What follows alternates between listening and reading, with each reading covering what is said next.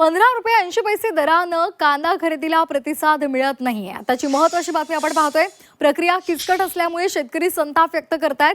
सरकारच्या घोषणेनंतर सुद्धा कांदा खरेदीला गती मिळालेली नाहीये. लाखो मेट्रिक टन कांदा त्यामुळे खरेदी अभावी पडून आहे. आताची महत्त्वाची बातमी, कांदा खरेदी संदर्भात सरकारनं पावलं उचलायला सुरुवात केलेली आहे. ₹15.80 इतका दर हा या कांद्याला मिळालेला आहे. मात्र तरी सुद्धा कांदा खरेदीला प्रतिसाद मिळत नाहीये. ही प्रक्रिया फार किचकट आहे आणि त्यामुळे शेतकरी संताप व्यक्त करतायत.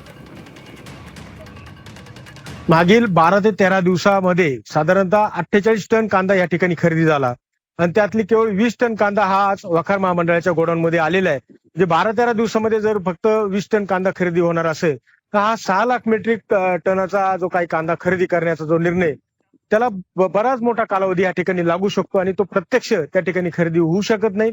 म्हणून आमची केंद्राला विनंती आहे की ही जी काही संपूर्ण सिस्टीम आहे ही पूर्ण व्यवस्थित बसवणं गरजेचं आहे.